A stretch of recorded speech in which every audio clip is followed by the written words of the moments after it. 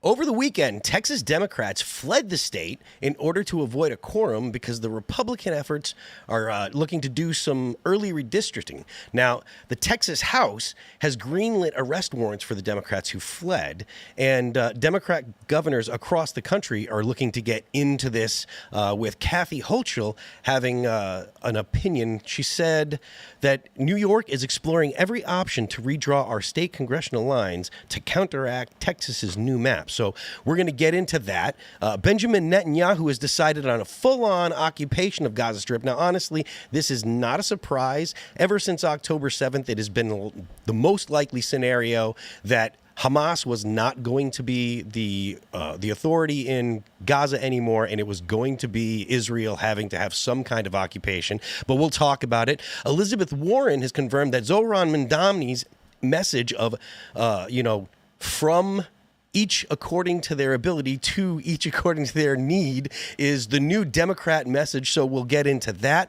We'll talk about the New York Post is looking to expand west, and we might talk a little bit about Alex Stein's antics on Capitol Hill today. But before we get into that, why don't you head on over to castbrew.com and buy yourself some coffee.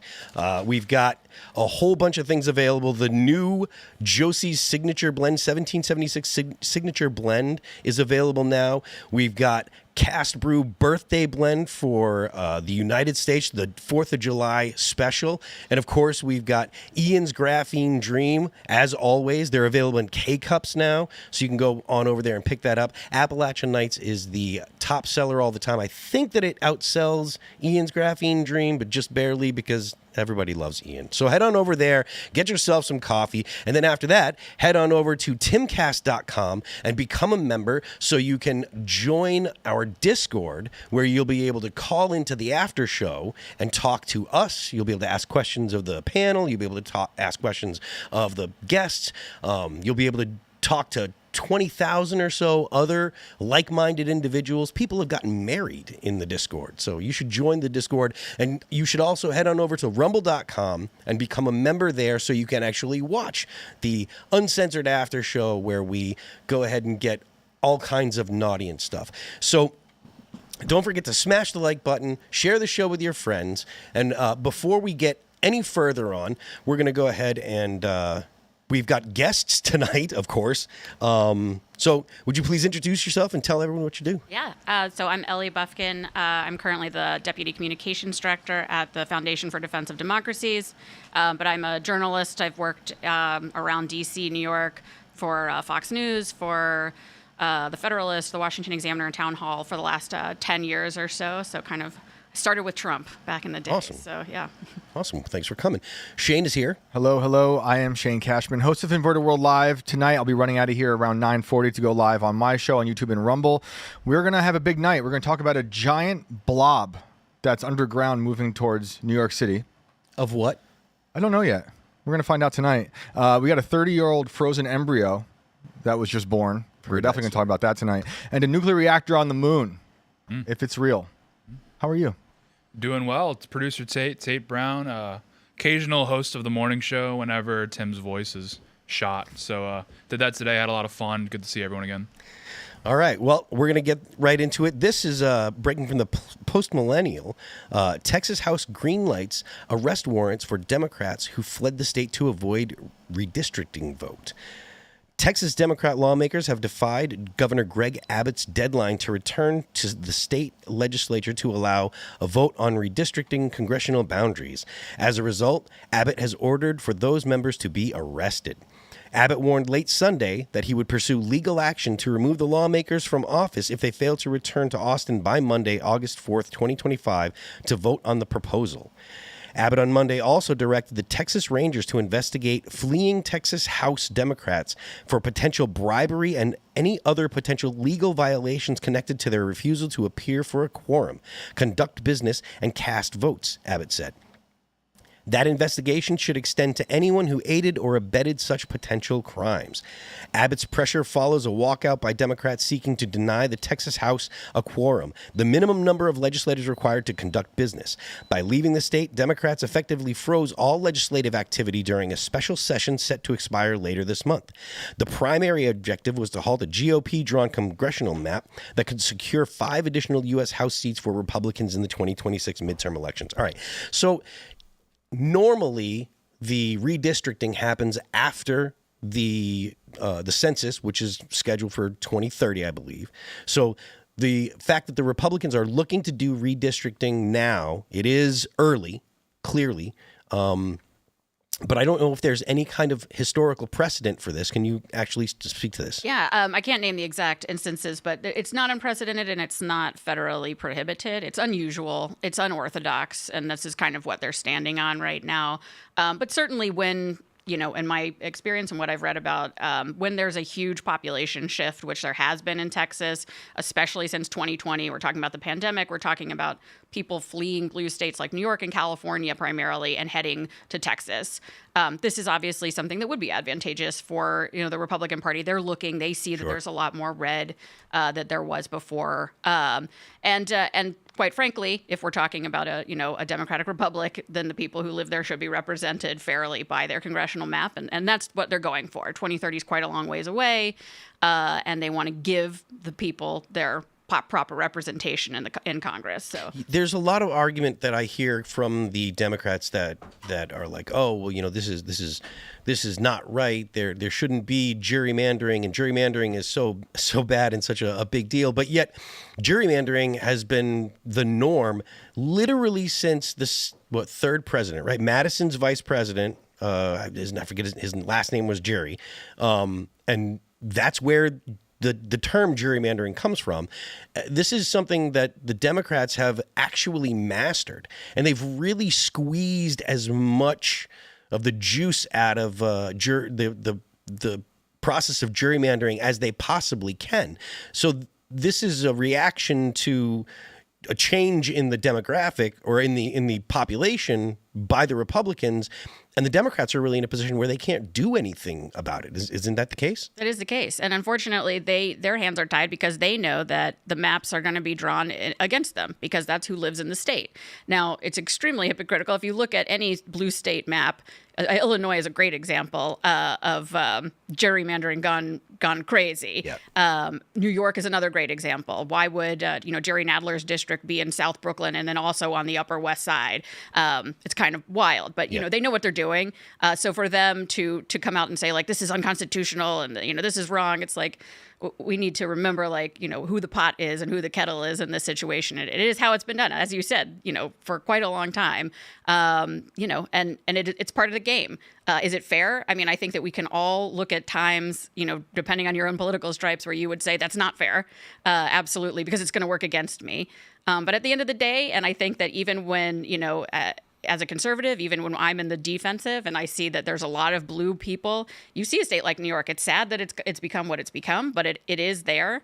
They have that representation. They have the voters to support that kind of thing. And Texas has the same thing now. Yeah, and to be fair, it's not that just the Democrats have gerrymandered districts. It's something that the Republicans have done as well, which is part of the reason why I think it stems from the fact that it is such a foundational piece of American politics, that the fact that changing the district to better produce the results that you want to see is something that has been happening for almost as long as we've had the Republic. I mean, what do you think, Shane? Do you think this is something that we can actually expect the reasonable discourse over, or is it going to be just people running around with their heads on reasonable fire? Discourse? I'm asking. With these people? I'm asking. No, they're screeching because they're not in power, and I think they have to yield this power right now. I think Texas is turning purple. It might be purple, right? So they do what they have to do. You're talking about New York, my old state. Those people in upstate New York are not represented. The city changes the entire vote. So it feels like when you're living there on upstate New York, or anything north of the city, there's pockets of blue here and there, but it's completely wasted. Your vote means nothing. because New York City ruins it. But yeah, it's another victim of redistricting and everything. So reasonable discourse, I don't think you can expect anything reasonable from the left and the right to some degree as well. Because right now we're like, Hochul's literally calling this a war. You know, she's using that kind of language. So, you know, I'm not surprised that they're going to act this way. That's what they do when they're freaking out. I mean, she's right. I mean, you got to play the game. I mean, like the GOP, like you look at North Carolina, that's probably like one of the worst examples of gerrymandering in the country. And that was us. That was the GOP. But it's like, yeah, you got to play the game, because if you put your tools down, they're not. And they feel the other way around. It's pretty annoying seeing some Republicans that are like, guys, we're the party of principles. We can't fall into this trap. Principles. It's like we're gonna principle our way into destruction. Principled our way into this. Yeah. Principles lose. Period. I mean, if you're too principled to play the game that's being played, you will lose. The people that want to be left alone will lose to the people that want to actually exercise power every single time. And I see it all the time, especially, you know, as a reformed libertarian. You know, like the libertarians love to say, well, you know, I'm a libertarian and you don't do that. You know, we don't use the government for this and we don't use the government for that. And I would love if that were the reality that we live in. Yeah. But we don't live in that reality. We live in the world where if you don't exercise power when you have access to power, you can guarantee that your political foes are going to exercise power. And that is going to possibly destroy your way of life. And they're not afraid to use that. Not at all. They love using that power. That's why they're screeching so crazy right now, because they're out of power to some degree, and they will lose. They're losing their minds. And they're going to rile up their base to make it sound like this is worse than Pearl Harbor. Yep. This is D-Day all over again. You know, that's the language they constantly use to scare people. Yeah. So but 1 second, we got this video from Texas Representative. Hold on 1 second. Here we go. Being 85 ayes and 6 nays, the motion prevails. The Sergeant-at-Arms and any officers appointed by her are directed to send for all absentees whose attendance is not excused for the purposes of securing and maintaining their attendance under warrant of arrest if necessary until further order of the House. Members, under the rules, while the House is under a call, any member who wishes to leave the hall must have written permission of the Speaker. The chair is providing written permission to be entered in the journal for each member registered as present on today's roll call to leave the chamber and return tomorrow at 1 p.m. Please return at the appointed time. Based. Yeah. So The gavel's great. Gavel's based in the little Jeopardy bill. Or It's like clownishly Fortune, big. yeah. Yeah. I mean, this is a great example of, you know, exercising power when you have it. If they follow through, of course. You know, it's one thing to make remarks from the floor of the State House. It's different to actually have things in motion and actually happening. But I personally would love to see, you know, the Texas representatives that left. I'd love to see them get arrested. I think it'd be civil, so it'd be some kind of slap on the wrist. No one's going to actually spend any time in jail. Agreed. But they're also going to use it if they're smart. It's good PR for them.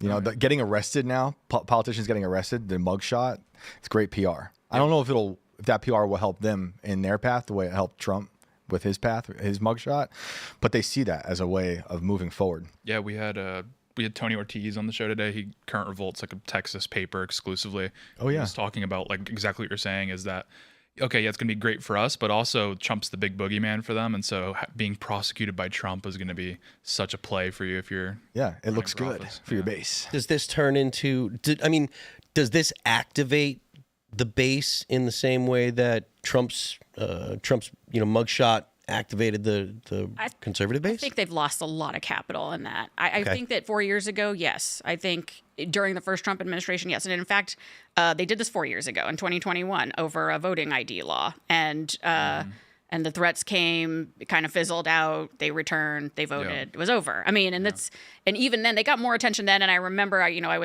think I was working at Fox then, and we covered it, and it was like, like these guys like leaving town and camping out in Illinois or wherever they were. Yeah, DC. Yeah. And they did it before long ago. In like 2003, they did it twice over redistricting. So this is a card that they know how to play. And I think, unfortunately, they're not going to see the return. I mean, I could be wrong, but I think you're right. I think gerrymandering doesn't rile up their base as much as like abortion does. Right. Well, and also like this is not a good gauge of base either, because the only reason this happens so much in Texas, this really only happens in Texas, is because for a quorum you need 2/3 to be present, where pretty much every other state's half. So they could pull this card basically like over, if they changed the lunchtime or something, they could, What does Beto O'Rourke think, though?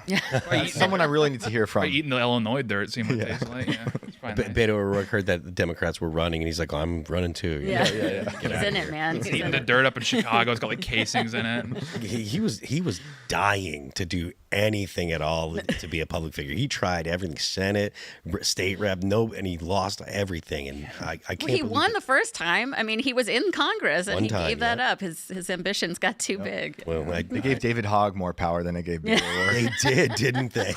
Brutal. That It's is also brutal. interesting. You've seen a lot of white people pretend to be black, but when have you ever seen a white person LARP as Hispanic? I mean, that's I mean, Alec Baldwin's wife, and then Hilaria, yeah. and that's it. That's like the two big ones. So. Ito. Ito. With ice, it's tougher these days. It's more dangerous. Yeah, you got to watch yourself. might Oh no, my name's Robert. Sorry. I don't know what you're talking about, man. Why don't we go to this story? Kathy Hochul says that New York is exploring every option to redraw our state congressional lines to counteract Texas's new map. New York Governor Kathy Hochul hosted Texas Democrat lawmakers at the state capitol on Wednesday after the lawmakers fled their state in order to deny Republican lawmakers the quorum needed to pass a redistricting proposal. During her speech, Hochul said that she and other New York lawmakers were exploring options to conduct redistricting in the state to counteract redistricting in Texas. I have a news flash for Republicans in Texas. This is no longer the Wild West. We're not going to tolerate our democracy being stolen in a modern-day stagecoach heist by a bunch of law-breaking cowboys. She's just laying it on thick there. Americans don't want a system that's stacked against them. They believe in fairness. It's fundamental. And I'll tell you this, they're done with the chaos. They're done with the cruelty. And I would say they're ready to vote Republicans out of power in Washington, certainly in the upcoming 2026 elections. Are you sure about that, Kat? Circle the wagon. I know. I'm surprised she didn't go there. It's funny because up until she says to vote out Republicans, it sounds like she's describing the Trump base, right? I mean, it actually it exactly describes like what happened and why Trump came into power in the first place.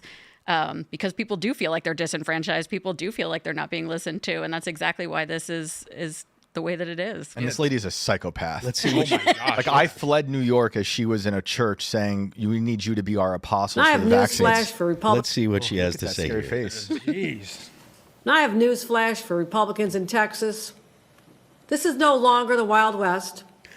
We're not going to tolerate our democracy being stolen in a modern-day stagecoach heist by a bunch of law-breaking cowboys.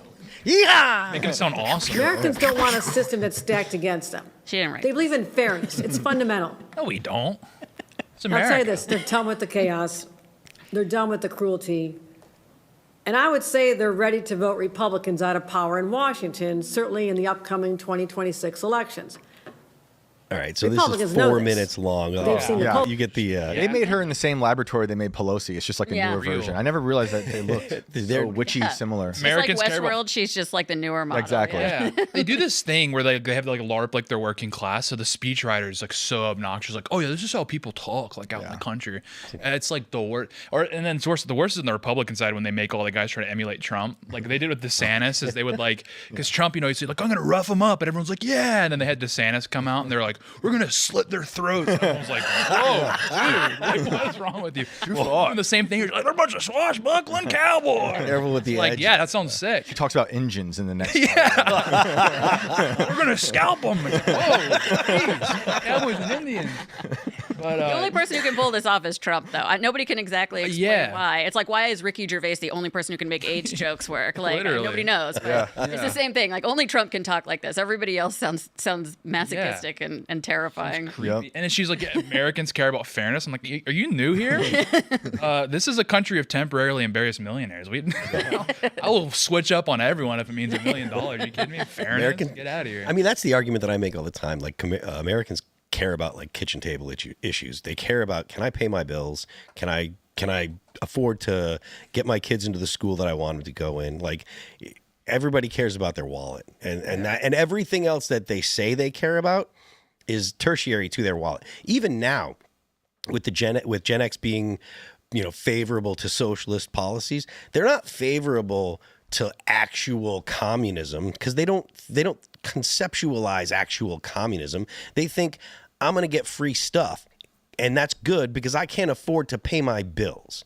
If the average Gen Z person had $100,000 in the bank now, they wouldn't feel that way, right? Like they wouldn't feel like, oh, I'm favorable to, confiscatory tax policy, because they'd be like, that's going to take my stuff. And so the idea that it's somehow baked into young people to actually want a socialist president or socialist policies. No, they want to be able to pay their bills. They want to feel like they can afford to live. They want to be able to pay their rent. And now, because of the past 15 years since the economic crisis, because of the way that the federal government and the Federal Reserve has been handling monetary policy, because of those things, it's coming down on Gen Z. Like they're the ones that are paying for it. And it's something that, again, I'm a reformed libertarian, but like back in the day, I was the guy that was screaming about this is going to come back to bite America in the ass. This is going to be a massive problem. And now it is. Mm-hmm. I think the younger crowd subconsciously embraces capitalism while trying to embrace a false idea of socialism, communism, because they're out there protesting with all their technology that they can afford, and they do the things they think they can do at home, like their poetry books, but they don't understand the end game. No. For socialism, communism, feeding off of them, owning them, turning them into slaves. They see this false idea of a paradise that they've been lied to about. I agree with you, and I think that a lot of it is a lack of understanding and a lack of just intellect about what capitalism, what socialism is, what Marxism is. But more than that, they're kind of conditioned to be comfortable. And I've heard you guys talk about this on the show for weeks now. There's just a lack of interest in bettering yourself. So this idea of getting free stuff is just kind of like tacking on to the fact that I can live on the bare minimum, whatever that is, and I'll just take whatever is free and I'll learn to live with it. I'll learn to live with 16 dudes, and I'll just never have kids, and I'll never save any money, and that's fine with me. And there's this mentality, and I don't even think it's limited to Gen Z or Gen Alpha. I mean, I think that there's people in my age group who are suffering through this too. So I'm not really sure what the solution is, but they have them, like people like Hochul have them right where they want them. Yeah. They're ready for the free stuff without actually putting too much thought into what it means. Yeah. I mean, most of the time people don't associate the free stuff with all of the strings that are attached, but nothing that comes from the government comes without strings. And you can actually see it the way that the government treats the federal government treats the states, right? So you get states that have all this, federal money for, say, roads, right? For interstate systems. Well, to get that money, you have to do things that whatever administration is in power says. And there's the generalized ones, like you have to have your alcohol sales, the age limit has to be 21. It can't be lower. And if you lower it, the federal government will stop giving you money for roads, right? Like that was the way that they got nationwide 21 is the age for the drinking age, right? But there's other things that depend on who the actual president is. And Donald Trump is doing this all the time. Whether or not you like these policies or whatever, Donald Trump adds strings to federal funding all the time. So the idea that you get anything for free it's a mirage. There's always strings attached, and the government's always going to be like, you have to do this if you want to get this. So in fact, the Treasury Department right now accepts PayPal and Venmo. If anyone has any extra cash for some reason that you want to help with the national debt, send it their way. I'm sure you don't need it. That's actually kind of base. I'm going to do that. Get a head start on my taxes. You never get anything you don't ask for. We'll go towards that. That's not a head start on your taxes. This is just a gift to the government. Oh, yeah, I love the government. Well, tax deductible. I think with Zoomers, it's just because I'm a Zoomer. We're just so nihilistic about like how broken everything is that it's like you kind of have to have like a radical ideology. It's like being a moderate. It's like so like gay. It's boomer coded. Well, it's like it's boomer coded, and it's like so you're like hanging out with like other Zoomers, and you're like, oh, you're like a paleo Marxist Leninist. Oh, I'm like a radical like monarchist, dude. Like, tell me more about your thing. Like, what's your radical ideology? But we're all on lists. That's the problem. It's all the Zoomer waffing.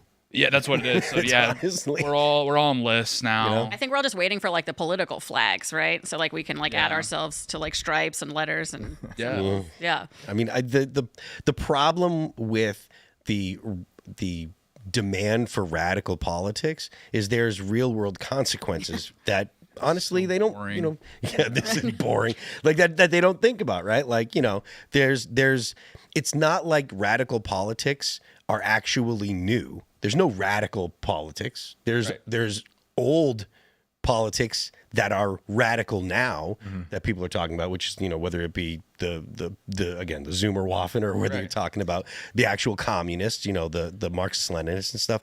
That's radical, but it's not new. It's stuff that's been tried before and hasn't produced positive results before. And a few generations learned during the Summer of Love that violence and burning down cities does have results works, yeah.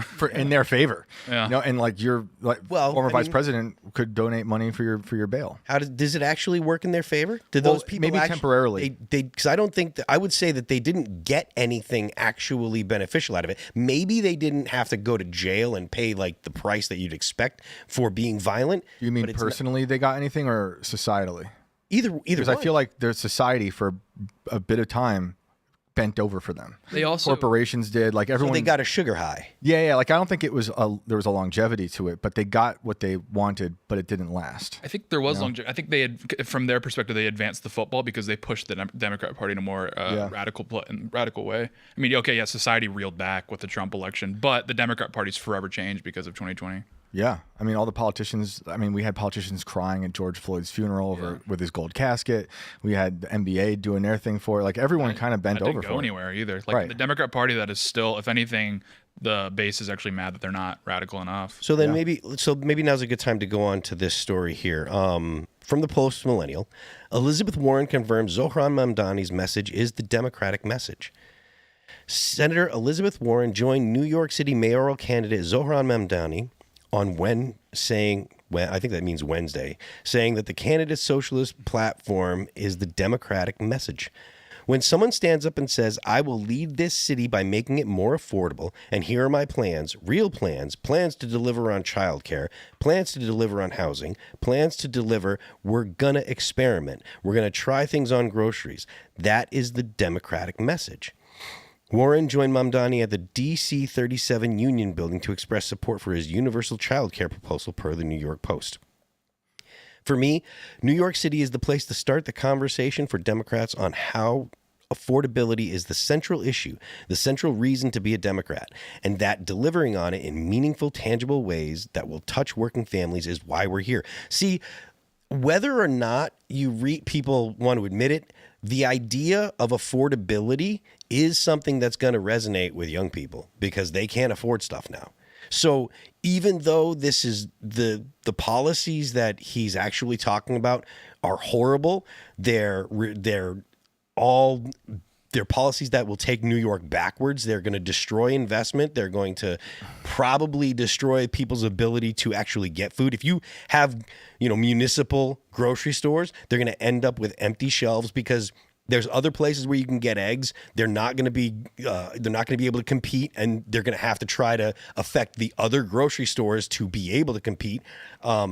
These are all, the policies like rent control are terrible. They end up making the places that people have rent control, they make those places into slums because nobody wants to invest to fix those places when things break down. They're all destructive policies, but when they're sold to the electorate as this is to make things more affordable and the electorate cannot afford things, they're going to say, yeah, that's a good deal for me. I mean, I agree. And they would. These people like AOC, they don't even want you to work. Like I remember, this just reminded me of that time, was it Amazon moving into her district and she voted it away? Yeah. Right. And that was going to bring in a ton of jobs, but this will be more appealing. I'm sure there were people who were very mad about that in that district. Yeah. People in her district. Right. Yeah. They were yelling at her, right? They were pissed. Yeah. Yeah. But here's the, sorry. No, go for it. No, but here's the thing, and I truly predict, and having lived in New York many, many years at this point and seen so many of these policies actually come into play, I think a lot of people are predicting, if he wins, everyone's going to leave. Well, first of all, most everybody who's going to leave already left. Like most people anybody who's still there has to be there. I mean, that's the only reason for it at this point. I generally think these policies are harmful, and anybody who lives in New York long enough is gonna realize that they're not gonna get anything for free. They're not gonna be able to overcome the incredible rent problem that they already have in New York. And I'm sorry, but $15 an hour is not a living wage. So I'm not sure like what world you live in. And coming from the restaurant industry, 15 years and most of it in New York, that was extremely harmful. And the result was that most people lost their jobs. Not that they actually were able to afford their rent. Some of the waitresses in Manhattan do all right. And now with the tips, maybe. I wonder how the tips is going to help them. Except they don't, because there's only half of the amount that they used to be, and they don't get tipped because the service is terrible, because there's not enough people on the floor, because they have to pay people benefits, they have to pay people these exorbitant minimum wages. Restaurants operate on this like sliver margin. I mean, I knew people who were working in restaurants and hotels, and those hotels were taken to give to illegals. Exactly. Like they lost their jobs, and these guys got debit cards. Most of the restaurants that I worked for in New York lost their property because of that. They were all in hotels. It was Danny Meyer. This is very famous. He had Maialino and Marta and the Redwood Hotel and the Gramercy Park Hotel, and both of those restaurants are gone because of that. Not because of the pandemic, but because of migrants in the hotels. Insane. So these are what the policies actually cause. Yeah, and I can't wait for when, not that I want, because Trump's the guy, he should be Caesar, back to the radical policies. But when Trump's out of the way, I can't wait for the knife fight in the Democrat Party between the DSA and the old stock Democrats, so to speak, because I mean, there's going to be one side has all the money, and then the other side has all the passion, and it's going to be so fun watching this. I mean, it's going to be delicious. So, Ellie, back to that point that you were making about, the businesses leaving. Do you foresee, if Mamdani does win, and it's looking like he's going to, do you foresee New York becoming like Detroit? Is it possible for New York City to be hollowed out like that? Because I can imagine, a lot of people. I know you made the argument that the people that can leave have already left. I don't know that I believe that. I think there are a lot of people that wanted to pay more because it made them feel good. A lot of wealthy people, on the Upper East and West Side that have nice apartments around Central Park and stuff, or nice condos. And those people, if the government starts actually going after their savings, saying, you've got this unrealized gain, unrealized, or taxes on unrealized gains or whatever. I think that those people will be like, okay, now this is too much for me. And they might start leaving. And do you foresee a possibility? It's possible. I think that it's hard to compare it to Detroit, which really lost its soul because of the death of the American-made automotive industry. So that really is kind of difficult to compare. Couldn't you conceptualize like the financial industry saying, we don't need to be here? So much more than, I think much more likely in this scenario. They don't have factories. Much more likely in this scenario is that they're going to elect Mamdani, and then they're going to realize what they've done, and the buyer's remorse is going to result in a massive pendulum swing long before he has the chance to rot that city to its core. Yeah. People understand that New York is New York. It's the heart and soul of media. It's the heart and soul of news and politics. But if it's young people that don't have any money and don't have anything to lose, are there enough older people with money and with things to lose that would vote against those people to say, okay, we actually have enough influence? You think there's enough? I think that the young people are going to lose interest in this. Yeah. I think that the worst thing that could happen to the Democratic Party right now is Zohan Mamdani. Yeah. I think that him winning this election is going to show everybody exactly what they're playing with. It's going to reveal every card that they've been trying to use, and it's going to be an enormous problem for them. And New York City also has like a really transitory population. So the under 35 crowd right now, completely different from what the under 35 crowd was 20 years ago. So the amount of cultural changes that are going to occur with young people in New York City in the next 5-10 years when that churn happens. I mean, like, I think the average New Yorker I saw a stat, and it was the average New Yorker under 35 lives there for like 4.5 years. Yeah. So it's like the Zoran voters are going to be gone in 5 years anyway. I also feel like New York City is capable of dying, coming back. Like I think of how it was in the 70s, and it was a war zone. More times than that. Yeah. Way more times than that. Yeah. So there's always, I think, hope for that place. Maybe Trump will be mayor. Yeah, and it's funny. I spend so much time complaining about it, in print, and in podcasts and stuff, and it's like I could live there again. I like it. I mean, it is what it is. It's New York. I have no interest in going to Detroit. I'm sorry if anybody's. Detroit even could like be awesome. Chicago's staying on its feet, even with like 2 back-to-back like full-blown like communist like low IQ like people. Yeah, they running got rid of what's her face and then got somebody. Yeah, they got rid of Beetlejuice and brought in. If New York City descends into violence more, that might make people move. Do you think? Yeah, I think that's really the thing is the safety issue. And most of the people that I know who left during the pandemic, I know a lot of people who were conservative media who left, but more specifically, people left because they had kids and they were just afraid that this was not a good place to have them anymore. We were getting threatened to have our heads chopped off on the subways with our baby stroller. And not from targeted, Brooklyn to Harlem. just, people just running around with machetes threatening to chop your head. Yeah, but even good times. Like the suburbs in and around, like Connecticut, New Jersey, still growing a lot. So it's like even the suburbs in and around New York City are still dependent on New York City. So even if there's a capital flight from New York City itself, a lot of that will just land in Westchester, Bergen. It would have to be a generation of Marxist communism in that city to get to the point that you described. I mean, I think it is on the table, but I predict that it'll self-correct long before that.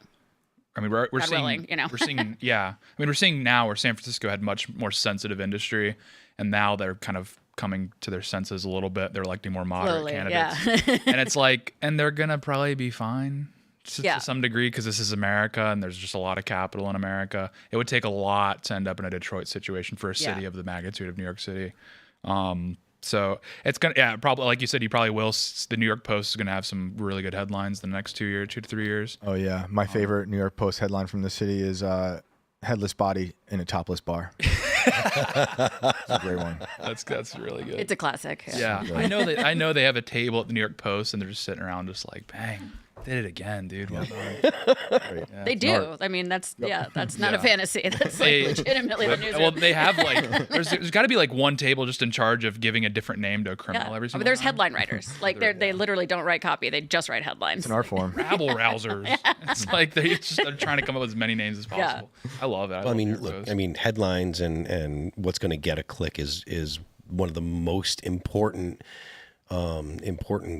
currencies that exist in the online. Well, in 2025, I mean, there's a reason this. I mean, how much? I don't think the Post is even worried about headlines or making money. I think they just want to perform art. I think it's just art. You are so just all performance. You're so full of it. It's a gift to America. Here you go. We're losing money. This is for you. In fairness, they can't be making money on print anymore, and they're still like the number one circulator of actual physical copies. So it's got to be the art. Yeah. It's a room full of just patrons. It's beautiful. It's a very beautiful thing. Dude, they literally make money on their web games, right? On their browser games. Isn't that where there's stuff that you can buy on Play Store? Isn't that where is it? They make most of their money? I thought that's where they made most of their money. I don't know, but New York Times probably just propped it by Wordle at this point. Yeah, exactly. They have to totally make money is. on something. Or the Chinese Communist Party. Yeah. New York Times is. Oh yeah. Well, I mean, look. Funded by. There's the Communist Party or the New York Times has been run by the Communist Party since the 30s. Yeah. Got him some Pulitzers. What was his name that was lying about the Soviet Union? I always forget his name. He went over Durante? there. William Durante. William Durante he was went over there and didn't write about. He basically said there was no famine happening. Yeah, he's I've seen the future, and it's working. They're dieting. It's not a big deal. It's called intermittent fasting. It's nutrition. It's going to be great in 100 years. You're going to see. Here's a Pulitzer. Yeah. But I mean, I don't know that I'm as optimistic as you guys about New York City, because I think that the population is going to end up, if hypothetically, if Mamdani wins, he institutes these policies, and then they don't work. And I think that only radicalizes people more. The most important thing for Donald Trump is to have economic policies that work.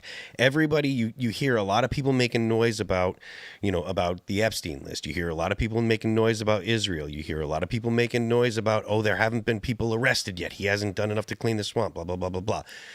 The reason that he got elected was because he was going to do good things for the economy. And that's what people heard when they said, we're going to deport illegal immigrants, right? They elected him because he was going to deport illegal immigrants, and people translated that in their heads to, I will be able to find jobs and better jobs and more jobs for Americans. It's economics. So if his economic policies don't pan out, that means that it's likely that someone like an AOC, or like, not that he could win because he wasn't born here, but like a Zohran Mamdani, someone with those kind of policies could win the presidential election in 2030 or whatever, whenever the next one is, I forget. But yeah, like, I feel like the failures of this particular administration, or the failures of a Mamdani administration, only help to feed the radicals. It doesn't mean that people are going to say, no, we have to go back to the ways that have actually worked, because the young people and people that are upset now don't believe those ways ever worked. I think, okay, going down your path, I see that possibility, because in the left, especially in the younger generations, widespread nihilism. So a bad economy and suffering might just make it part of their DNA. Like, this is helping. This is we have to self-sacrifice. Because people right now, the people that think that leftist policies are a good idea, they look at this world that we live in, and they don't see that capitalism is what built it. They think that it just is, right? If you talk to a kid that's got favorable opinions of communism or whatever, he doesn't think, oh, well, communism might be okay, but it's capitalism that's gotten us here. It's capitalism that's raised basically everyone on Earth out of abject poverty. Like, they're in 2030, there will be no one left on the planet that lives on less than $2 a day, right? And it's not socialism that's produced that. It's not at all. It's capitalism, but they don't see that. And you try to tell them that, and they're not hearing it, because believe me, I'll get on X and I'll argue with anybody, and I'll be like, this is what's going on. And to hear them talk, they don't understand, or it doesn't compute to them that this world that we live in, with all this abundance, and the fact that you can use your phone to order DoorDash and have it brought to your house and then pay for it with Klarna, like, all that stuff is because of capitalism. Not that Klarna's a good idea. It's a terrible idea. If you're paying for DoorDash with Klarna, you have a lot of problems. It's a horrible idea. That's awesome. But the point is, like, all of that is because of capitalism, and they don't understand that. They think, no, capitalism is why my life is bad. Capitalism is why things are hard. Capitalism is why I don't get to do the things that I want to do, even though, like, the things that they want to do don't exist in the absence of capitalism. And it's something that you see on the left a lot. People on the left love to produce these memes that say, 50 gorillion people died of capitalism because they didn't have clean water, and they didn't have medicine, and they didn't have food, and they didn't have this. And it's like, all of the things you're talking about, they don't get without capitalism. And they just assume that medicine and technological advances and all of this stuff happens in the absence of capitalism, and it doesn't. So I don't know that they understand the world they live in. The foundation is markets and liberty. It's been on purpose. That's why things like the Cultural Revolution have to destroy history so they can rebuild you. You're born again into this fake religion of Marxism to destroy, to rebuild this utopia. And like, it's not to say that capitalism has massive flaws, but it's still right now what we got. And when I'm like, what you're saying is, that's exactly what I mean by them subconsciously embracing capitalism. They're taking part in all of it, but they've been force-fed this idea of like no family, no like real work, no legacy, no beauty. So their suffering is part of their policy. Yeah. But it's like, too, it's like the right has invested so much money and time into like media promoting capitalism and free markets for the last 50 years. And like, there's been pretty much no fruit. And then Trump comes along. I don't even know if he's ever mentioned the word capitalism once. He's just like, we're going to make deals. It's going to be great. Like, we're going to have a huge building in New York with my name on it. That's what people want to hear. People want, like, you know how they get, like, I don't think he's ever explained like Keynesian model before in his entire life. He's like, he wants to make a deal. Yeah. And that it's like, young people just need to believe. And if you get really into the weeds on this, like, Zohran isn't getting up there explaining like people are going through his website and looking at all his policies and their like brains working. They're like, why is it, this doesn't even work? This doesn't compute. It's like, because it doesn't matter. It's about the vibes. You have to sell. Americans are a vibes-based people. You have to sell the vibe. So the right can't like overcorrect and start getting really into like economics textbooks and stuff, because that's what, like, not going to say any names, they've been doing for years, and it's not working. So then, if vibes are how you sell people on something, how do you make young people understand Trump's done it. So I mean, Trump crushes with young men because it's awesome. Because I'm gonna push back on that. Trump crushes with young men because the Democrats hate young men. If Trump wasn't the only option, I don't think Trump would be as popular with young men. The option is Donald Trump, or we hate you and hope you die. No, because when Trump's not on the ballot, Republicans do terribly because I think young men love Trump. I mean, they hate Democrats because, like you said, they stay home. They're HR, but like Trump just provides something that just connects. Like I've never found an 80-year-old man relatable in my entire life until Donald Trump. I agree with you, and I think that if you look at the last election results, it's clear that, I mean, Trump didn't win the popular vote and the Electoral College because the Democrats screwed up so badly. I mean, they did, but he also won because he had a message that resonated. There was a little bit of column A and a lot of column B. But I think it's really important. And you said something that I really want to go back to, which is the religion of socialism and Marxism. And that is what's working so well for the left right now, is they've created this sort of cult vibe, and it's very, very attractive. Yep. It's the same thing, the trans flag with all the colors. You can be in our club. You're in the cult. You can wave the colors. You can wear the badge. You've got this. And that is very difficult to break into. And it's the same problem that Europe is dealing with having extremists living in their countries and having neighborhoods that are just been taken over. You can't compete with the ideology. The ideology is strong. So I'm not sure what the answer is there. Calling it a religion is really hitting the nail on the head. Look, it gives if you're a young, say you're a young white guy, right? And you've been told all your life, since you were little, you've heard, even if you're not told, you just hear, right? Just you live in this society where you hear white men are bad, boys are toxic, blah, blah, blah, blah, blah. And then you find out that if you just like guys, or if you decide that you want to be a woman, you can. And it's literally a way for you. It's a way out for you. And you just have to swallow the ideology whole. I can imagine that it is incredibly attractive for people that are awkward, that can't find their way in life, and at a time when you're going through puberty or about to go through puberty. If you're not the most masculine dude, if you're not a dude that's able to assert himself, that doesn't feel like he's a winner, which, I mean, when you're a teenager, who does? Sure.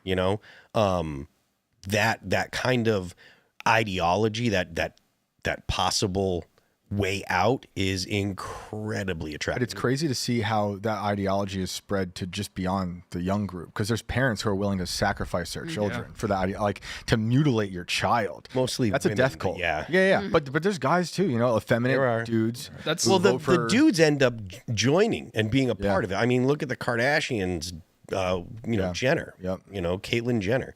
You can say Bruce. You can say Bruce. Bruce, whatever. Bruce, like he won at life, won gold medals, Olympian. Was on he was the guy on the Wheaties box, right? Yep. And then he's like, my daughters are hotter than me. Yeah. And he's like, have you actually seen? There's I never watched the Kardashians, but have you actually seen the clip where he is explaining to his daughters that he's going to become a woman? And they're hysterical, and not in a good way. I mean, it's a really sad scene. I mean, and now you have to think about this. He's been Caitlyn Jenner now for a long time. But before that, he was Bruce, and he was this Olympian, and he was, like you said, winning at life. But this was something that was so difficult for his family. And my immediate thought was who's helping this man? There's just, I mean, it's just such a sad thing that clearly he's just going through it and destroying his family to get to that end. And thankfully that family has good access to plastic surgeons. Yeah. Well, I mean, that's not that good. That's not for him. It didn't work so well for Bruce. But the other three are cloned new versions. Yeah, you need to take it back into the garage. Wrench on a little more. Kris Jenner looks great. All right. That's Adrena. That's just an objective truth. That is the undercurrent of left-wing thought. It's an attack on beauty. And for example, if you're a young person, what is more beautiful than having a child, extending your bloodline? Yep. So of course they're going to try and push homosexuality onto you because it nukes your bloodline. Same thing with transgenders. You're taking Bruce Jenner, I'm not going to call him beautiful, but you're taking a specimen, right? A physical specimen. This is peak human performance. And to rip him down and destroy him and hot swap and weld on some skin on his Bolt-ons. crotch. Like, yeah, and he's got like a grenade blast on his arm. I mean, what is more horrifying than that? And that's what they're trying to push. They're trying to destroy something that's the pinnacle of humanity, which is an Olympian. And that's how they redefine beauty, because to them, that's beauty. I don't even know if they're trying. I don't think they're even trying to redefine beauty. I think they're trying to normalize ugly. Yeah, And raise ugliness. You see it everywhere. That's good. Like you go to like Boston, you see their city hall. That's not. They're not. They don't think it's beautiful. They know it's hideous. Once and they're you like, do these surgeries on people, like you take away their ability to change their mind, because now they've become lifelong patients where they're going to have to constantly address this, and you can't undo it. I mean, and you listen to these just harrowing stories from like detransitioners about like what they've gone through and the type of support they got from people who swore a Hippocratic oath to do no harm and did exactly that. I mean, it's really, to your point, one of the things the left talks about, you hear for the phrase center the margins, right? And they say that the people on the margins should be made the center. That doesn't work for society at all, right? Like, you have to have a society that focuses on the majority of the people and says, this is how we're going to have our society organized. And if you want to live on the margins, that's acceptable. And in a society like ours, we can make room for people to live on the margins, but that doesn't mean that we have to center them. All government policy should focus on families, normal, and I'm using the term normal intentionally, normal men and women married together, having kids, hopefully 3, because that's what's normal. And that's what you need to reproduce your society. And the idea that it is good for the government to promote things that will not help produce more of the society is ridiculous. It's literally counterproductive to the society. Like, why are you going to say, oh, we're going to make special accommodations for trans people, for gay people, for non-binary people, whatever. We're going to make special accommodations and center those people in our policy making when those people are not going to reproduce the society. Right? They're just not going to do it. I mean, it's the most counterproductive thing a government can do is to say, we're going to take the people on the margins and center them. No, you focus on the people in the center and make sure that normal families, again, using the phrase normal intentionally, because normal means man, woman, kids, normal families have what they need to be successful. And that being the idea that that's a hateful perspective, which is what, I mean, there are people that will clip this or would clip this and say, Phil is a bigot for saying that. I don't care if you're going to call me a bigot for saying that normal people are normal. But the word normal has a meaning, and that's what the government should be focusing on doing its best to hold up and support. And if you want to have a life that's on the margins, it's okay. There's nothing that we're going to stop you, but you don't get to be the center of attention. You can be on the margins, you can have your friend group and whatever, but the government is going to look at people that are normal and say, this is what we want to see more of, because this is what produces more people. Even if only for the fact that it produces more tax base. But attacking the normal and embracing the fringe is how they collapse the society. Yes. Which is what they want. So they can flood it with their insanity. Yep. I mean, and I think gays are like probably better off if they're on the fringe, because that's when, like, you think like the 70s and 80s, like they're making good music, like there's good art coming out, and then we like put them in the center and you get like RuPaul's Drag Race or whatever. Barack Obama. You get Obama. I mean, it's like, it sucks. It's like, I don't know, maybe like, I don't even know if they're happy being in the middle of everything. They may have overshot it when they realized like the 25-year-old Republican man is like the punk rock version Yeah, of literally. 25. Like, Yeah. Like the coolest gay guy in the last 30 years is like George Santos. He was like a rock star. Yeah, now he's getting street cred. Yeah. Oh yeah, he's a gangster. Too much He's got a time lot in of jail. fans. Yeah. Sweaters is tough. Sweater is the new orange jumpsuit. All right, we're going to jump to this next story here. Benjamin Netanyahu has decided on full occupation of the Gaza Strip, reports. This is from Newsweek. Israeli Prime Minister Benjamin Netanyahu has decided that the Israeli Defense Force should push to fully occupy the besieged Gaza Strip including operating in areas where hostages are being held, according to multiple media reports. The Prime Minister's office also conveyed a message to Lieutenant General Eyal Zamir, the Army's chief of staff, saying, if this does not suit him, you should resign, according to Euronews and I-24's diplomatic correspondent, Amichai Stein. Newsweek reached out to Netanyahu's office for comment via email on Monday. Israeli media reported that the cabinet will meet on Tuesday to come to a formal decision on the matter. The Israeli Prime Minister's reported decision comes after months of ceasefire talks between his government and Hamas, with both sides accusing each other of repeated violations. Israel has also faced increased international pressure to reach a ceasefire deal as Hamas releases videos showing emaciated Israeli hostages being held in Gaza, which the group said was the result of Israel's blockade of humanitarian aid to the war-torn territory. This is something that has been kind of obvious that it was going to happen. I don't know what people thought, or if people thought that there was another option. Israel's not going to allow Hamas to remain as the government. If there were an election and in Gaza, Hamas would win still. So I feel like this is, there are people that are going to be up in arms about it, but I feel like this was kind of this was going to be the obvious end result anyways. Israel's going to occupy that for at least 5 years to a decade. Well, maybe. But I think that more importantly, this is very symbolic in that it signals that there's an agreement between Netanyahu and President Trump that Netanyahu and Israel will be supported in this maneuver. So there are, first of all, Hamas has unfortunately gotten quite a lot of support from the international heads of state, including Keir Starmer, including Canada, including Emmanuel Macron.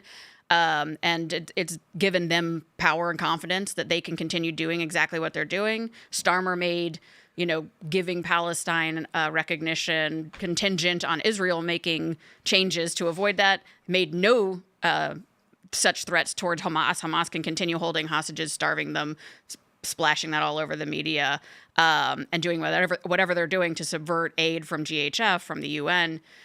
So there's no way that Hamas is going to stop. They have no reason to. They have enough international support that they could continue doing this forever. The sad truth is they could avoid being occupied by Israel. They could avoid being rattled by the United States by simply releasing the remaining hostages and stopping this.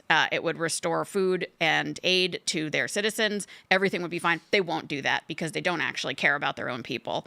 And unfortunately, you're absolutely right. There is only one governing power in Gaza, and it is Hamas, a bona fide terrorist organization. So unfortunately, this is necessary. This is exactly what needs to happen. It's not going to be pretty. It's nice to read it that way. We're going to do it. We're going to get the hostage. It's going to be great. It's not gonna look great. Already Israel is facing this just enormous, international pressure about this aid. I've never heard of an aggressed nation having to help the belligerents before, but that's where we are, and the United States is there too. They're obviously, the press is terrible for them, and it's not going to get a ton better with this. But unfortunately, I think that it's down to the last option. And time's up. There's just no more time left. If the Epstein files are in Gaza, then I support it. I just need to say that for Phil. I don't think either side of this war cares about their people, and I don't want our country to have anything to do with it. I'm so tired of helping other countries right now. Our country is suffering. Ireland called for the UN to possibly go into Israel to stop Israel. Ireland, my homeland. Ireland called, the Irish Prime Minister, who looks. I mean, it's like a comedy show. He looks just like a leprechaun. He does. Like when you see it's. You're a bigot. That's fine. It's not the first time someone said that. But like it looks like it's hilarious. But they were calling for the UN to go into Israel. Who makes up the military might of the UN? It's not Ireland. Does Ireland have planes and tanks? No. Also, Ireland is like still LARPing like they're oppressed in 2025. It's like, bro, the famine was like 300 years ago. I do love that people laugh so easily at like Irish people as though they weren't committing horrible terrorist acts and like just Yeah. like 30 years ago. Like it was Literally. pretty Yeah, recent. but they weren't Yeah. doing it to us. They were blowing up members of the royal family in a rowboat. Like things Yeah. were really dark for a while. It was dark in They're Ireland. capable of a lot. That said, I don't think weren't- they have a lot of And they're military like equipment. Yeah, and they're doing the LARPing with like the balaclavas and everything. I'm like, your average citizen there works at like Microsoft now. It's like, and you make like double the British salary. So it's like, all right, cool it, Yeah. O'Higgins or whatever his name is. It's like, But still, like the idea that the United States should go in again, because when you talk about the UN doing anything, what you're really saying is the United States, because the United States is the actual muscle behind the UN. well, peacekeepers is not. Peacekeepers, Yeah. the majority are from like the Indian subcontinent. Well, The it's, United States versus the UN is kind of a big deal, right? I don't think that he was. Yeah, the I don't US think that he was doesn't pledge talking about any. peacekeepers. That's the only option they would have if the UN were to intervene. It'd be hilarious. The UN peacekeepers are like the most incompetent military on planet Earth. Like people can you join imagine- just to settle And scores the with little each blue other. berets. Can you imagine Yeah, Indians in Israel? Like they wouldn't be just slaughtering Jews. Like come on, like Can't wait for the rumble and censor. if you look at the, I mean, isn't India where they have like they have a fond opinion of Adolf Hitler because well, he was fighting the they love, British? yeah, they love Hitler, but they also love Israel. They're very complicated people. Oh, they love Israel too. I Yeah. didn't know Oh, that. I didn't know yeah, that. dude. You go on Twitter and it's like it'll be like the lion, and it's like Israel is like a cub, and then India behind it, like we got your back. I'm gonna What just part take of this Twitter are you moment- on? I'm going to take this moment to do my part here as a representative from the Foundation for Defense of Democracies, and we defend obviously Israel quite a lot as a beleaguered democracy that they are. America first is not America alone, and I think that it's really important that we continue to recognize who our democratic allies are. We have important partners in the Middle East, but no more than Israel. If we don't help Israel do everything that we can, and they depend on us to do that, very obviously, they will be destroyed much sooner than you think. And it's absolutely imperative for our own homeland security, our kitchen table issues, that we maintain the safety and security of our democratic ally in the Middle East. And I get that, but you I stopped caring about other countries at this point. After Do you care about the U.S.? I do, but that is also a failed country. Can you? I don't think Can helping. you outline why? Can you just unpack why it is that you say that it's so important for Israel to be, for the U.S. to support Israel? Because the reason I say this is because there's a lot of people specifically that are our viewers that aren't particularly friendly to Israel and Right. think along the lines of Shane that the U.S. should not be worried about foreign countries. Yeah. Well, so first of all, like look at Israel on a geopolitical map that it's surrounded by 7 fronts, depending on the day, really, that want to destroy them. But if they get through Israel, their next target is Westerners, and specifically the United States, particularly, Iran at this particular moment.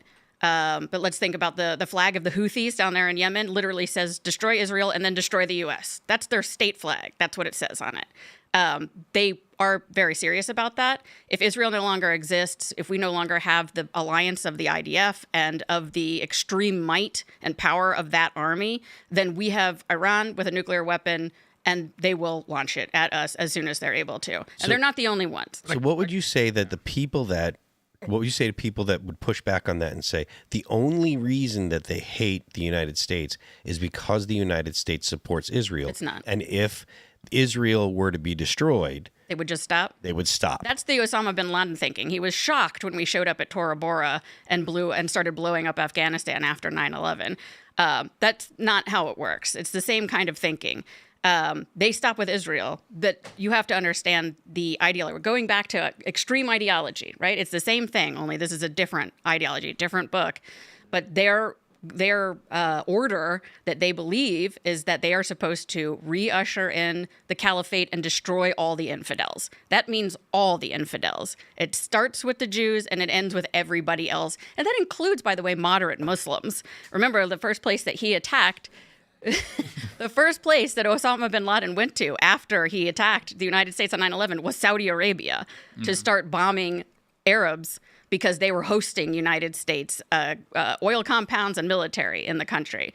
That will continue. And without our strategic positioning and alliance with the military might of Israel, then we will be hurt. And we will be hurt at home. First of all, our interests will be destroyed immediately, and they will come find us across the ocean. Like, from my perspective, it seems like we've backed Israel to a T for the last 70, 80 years, and our relationship with the Muslim world at large has just gotten consistently worse as every year has passed by.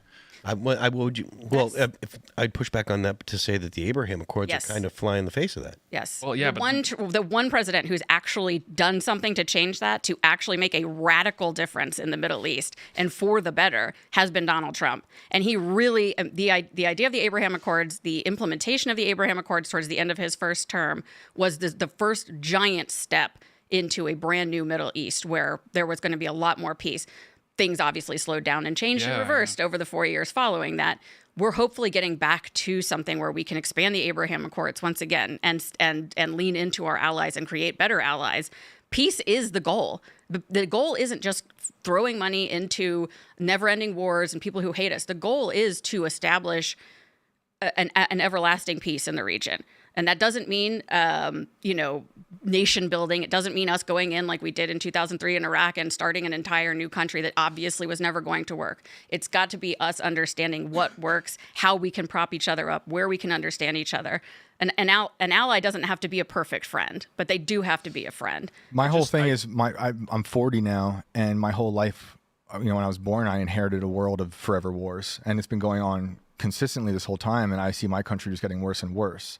So I feel like Israel can handle its own for now, and we can focus on our country, so we can try to get the thing back up on its feet.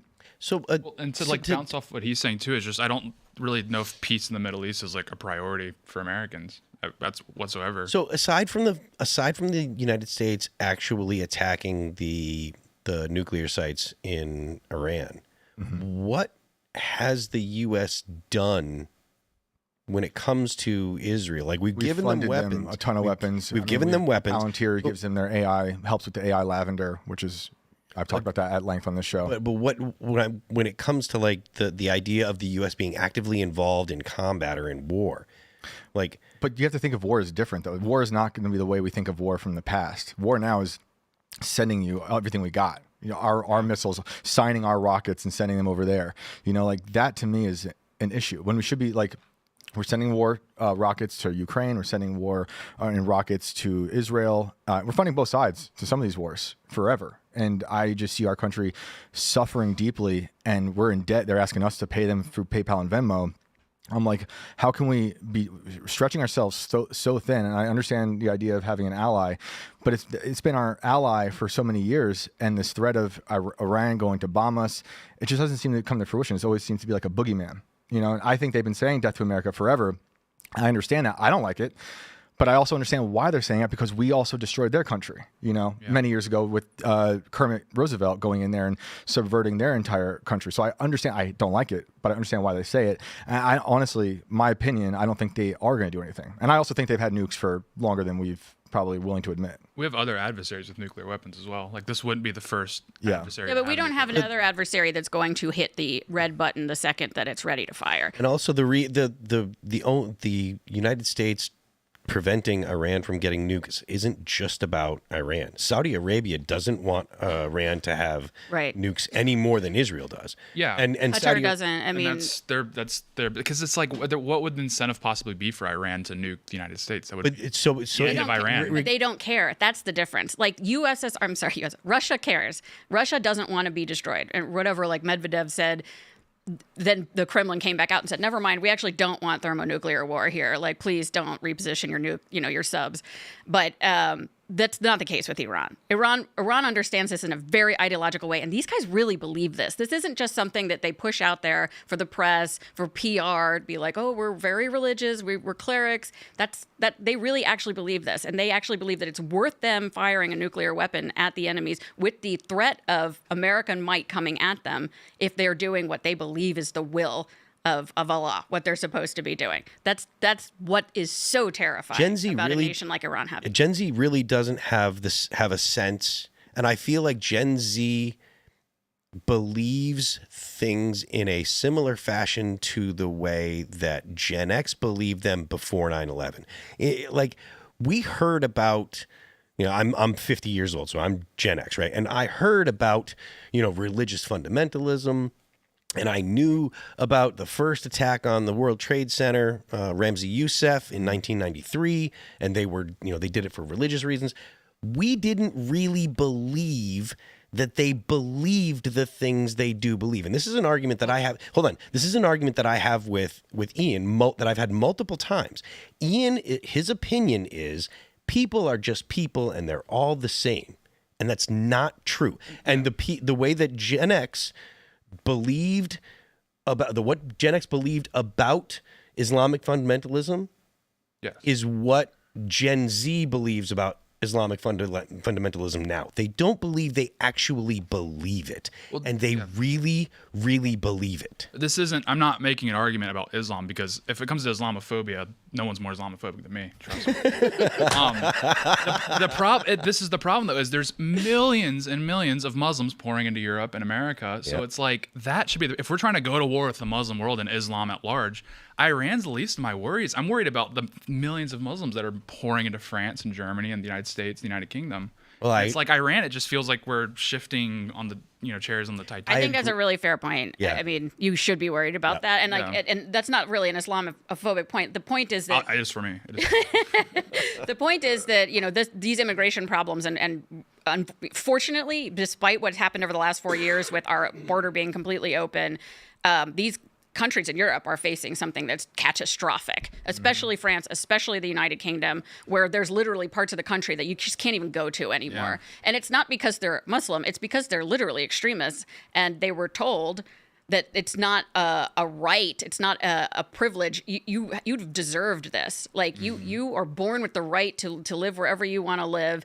and you have no reason to assimilate. You don't have to be French. You don't have to be British. You can just be extremist. I mean, those guys, the 7/7 bombers, were born in the United Kingdom. Yeah. I mean, this is not just it started with an immigration issue, but it also it's from this whole push of like Marxism, leftism, where we don't want to tell anybody that they're not us. Like you don't have to be like us because, everybody's okay. It's like, but actually that's the problem. When people don't want your culture, they will destroy it to bring in their own culture. And I guess another issue I have is how you would define an ally, because I understand the barbarism of some of these other countries, but Israel is also barbaric in their own way, in a modern way, where they spy on us. They've been caught spying on us. Like, I think that's not good, not a friend. And if Netanyahu Everybody were spies governor, on everybody all the time. I know. I don't like it. And if Netanyahu were a governor in this country, we would chastise him like we chastise Cuomo or Hochul or Newsom, because he was as deranged and barbaric with the vaccine during lockdowns as they were. And I just think that's completely anti-democratic. As I'm kind of going back to like, to be an ally doesn't mean you have to be a perfect friend. You just have to be a friend. And certainly we can criticize the politics of Israel. They're very leftist in many, many ways. But the fact of the matter is they are still a real democracy in a place where that just isn't a thing. And that's very important. Again, we can tear down Netanyahu. We can tear down their COVID positions. We can tear down the fact that they have like the largest, gay pride parade. Whatever you want to do, that's fine. I don't need to live there. I just need to know that I'm safe at home because that country is safe and because their military is in place. And that requires U.S. support, both financially and physically. I hear you. I just don't feel like their safety equals our safety here. I agree. So, I mean, enough about, well, not enough, but like back to the kind of the point of it, the idea that, or what we started with, the idea of Israel governing the Gaza Strip. That was the situation up until 2005, was it, when they pulled out? Right? Yeah. 2006? Hamas versus Fatah, yeah. Yeah, so Israel was the governing authority, and they pulled, not only did they pull the military out, but they pulled actual Jewish people that had homes in the Gaza Strip. They pulled them out completely. And that was the beginning of essentially 20 years of rockets into Israel, 20 years of, there were suicide bombings for a while. Those chilled out in the past, the past, I guess, 10 years or so. But that was the first Intifada, or that was the second Intifada Right. is in 2006 is when that started, right? Yes. Yeah. So this kind of, the idea that Israel would go back to that after 20 years of rockets, 20 years of terrorist attacks, and then October 7th, I mean, was there a sense from anyone that Gaza was going to be governed by the Palestinians again? Yeah, I think that was the hope. I mean, I think that a lot of this like ceasefire talk early on was that this wasn't going to be necessary. You know, that Hamas would be like, okay, you've killed enough of us. Like, we're done. Here's your hostages back. We're really sorry about October 7th. Like, please leave us alone. I think that was at some point like a true hope that, and then we would give power back to the Gazans to like bring somebody else in besides Hamas. I mean, there was talk of the Palestinian Authority in the West Bank, but like they don't have a whole lot of power. And no. if I understand correctly, they get murdered by the Palestinians on the regular. There's no chance of any kind of like fair installment of power in Gaza right now. I mean, it's just, I mean, so at this point, time's up. What's the alternative? There isn't one. I mean, either that or we just Israel just lays down and says, all right, kill the rest of the hostages and just keep bombing us, I guess. I mean, that's the only other choice. I mean, I guess so. I like I said, I kind of figured that was going to be the situation because, you know, they had allowed the Gazans or the Palestinians to be the authority there, and you got a terrorist organization in charge. I think they really hoped that it was going to work out that first time, and it just, you know, clearly didn't. Yeah, they underestimated the IQ rankings in Gaza. Fortunately, it's like 80. Yeah, like the West Bank and Gaza is like two completely different stock of Palestinians. I could go into that length, but I might be my. But in short, yeah, when the split happened, the West Bank kept a lot of the academics, and there's like a sizable Christian population, or there was a sizable Christian population. And then Gaza, unfortunately, with what happened, the stock there is not built for democracy by any stretch of the imagination. They're built for fighting, which is, you know, that's how a lot of the world is. And it is what it is. Like, you can't blanket democracy across the entire world. It truly is amazing to me, like having just recently like been in a car driving from Tel Aviv to Jerusalem. Like, it is a very small country. And when you look at the small country and then you look at how small the Gaza Strip is and just its ability to produce this level of violence and disruption to the world is truly remarkable.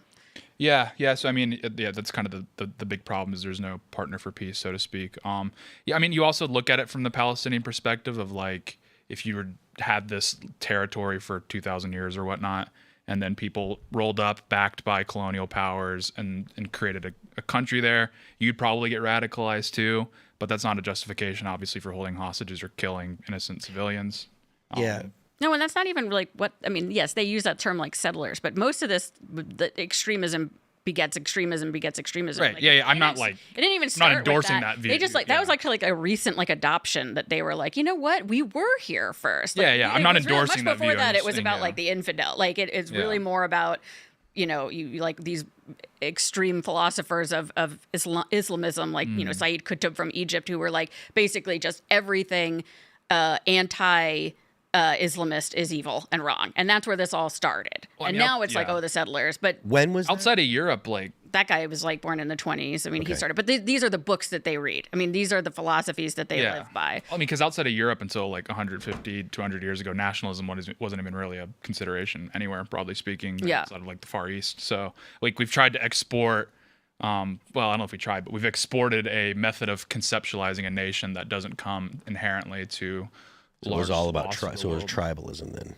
Yeah, to a degree. I mean, I don't know the intricacies of Palestinian anthropology in the 1500s, but the way the Ottomans governed is it was very tribal. They kind of just. Oh, I'm sorry. Okay, so you're talking about nationalism in the Middle East, right? Yeah. Okay, so it's like, I mean, the way that those societies were structured was not how they are now, where it's like a European sense. We have a flag. You pledge allegiance to that flag. You have an anthem. You go to the Olympics. That's a very modern. Very modern way of conceptualizing a nation. Yeah. Conceptualizing a nation in and of itself is a modern. Right. Ironically, a really good example of a nationalized Arab country was Iraq in 2003. Yeah, true. Yeah. So, all right, we're going to jump to this story here from the Post-Millennial. The New York Post to expand west, launch California Post in early 2026. The New York Post is heading to the West Coast and will be launching the California Post in early 2026. Robert Thompson, CEO of the outlet's parent company, News Corp, said in a statement, Los Angeles and California surely need a daily dose of the Post as an antidote to the jaundiced, jaded journalism that has sadly proliferated. We are at a pivotal moment for the city and the state. There is no doubt that the Post will play a crucial role in engaging and enlightening readers who are starved for serious reporting and puckish wit. I think this will be great because the New York Post has the most wonderful headlines. Yeah. And to see them coming from not only the New York Post, but from the California Post, I think it'd be great. What do you guys think? I agree. I wish I had something to push back on, but I've been excited about this all day. Yeah. I'm surprised it took them this long, but it really shows like how much the market for this has grown on the West Coast. There are the amount of people fed up on the West Coast is at a fever pitch. And again, I think that a lot of people are just kind of stuck there, like they can't move, across the country, and so they don't. And I think that, they've put up with a lot. I mean, especially, the crime stuff, the no jail sentences, like putting people out with no bail and that kind of thing. It's just nuts. People getting their houses broken into in Beverly Hills. And then this, big white tooth fool Gavin Newsom, going around. I mean, if we thought the New York Post headlines are good, wait till they get access to like to California. heroin. Oh yeah. Exactly. These headlines are gonna be good. Yeah. Oh yeah. They're going to Erewhon. They're just like shooting up. Downtown LA, they've got Skid Row up there on the front page. Man. Like, this it's is gonna gonna be be sick. delightful. It said they're actually going to try to do Mars as well. So you might get headlines from Mars. New York, be the Mars Mars Post. Yeah. So I'm here for it. I think that'll be nice. I mean, is this a comment on the state of publishing out of the state of California, or is this is the market calling for this, or do you think that the Post is just kind of jumping in saying, hey, I think we can get some more journalism here? I think there's a big restructuring happening right now of publishing. Publishing's dead maybe, and it's trying to find its way back. We're seeing like Larry Ellison's son trying to buy the Free Press for $250 million. Was it really? Might have seen Tim Dillon talking about that yesterday. It was hilarious, but it doesn't. Like, people are trying to make moves in media, and they should. I mean, it's important. I just hope they don't use AI writers. I hope that Post doesn't embrace, because it's going to happen. Yeah. How many articles have you read that are AI? I'm sure. I don't even know. I'm sure that you've read plenty of them. I know I have, and they're terrible. I bet you've read some great ones that you don't even realize. I'm sure there are. I'm sure, because I'm looking at terrible little articles that are 3 paragraphs. I don't know, because it opens up with here's an article about. Yeah. Yes, so. I don't know whose opinion on AI I find more objectionable, yours or Elad's. At least you have a healthy fear of it, whereas Elad thinks that it's just a gimmick.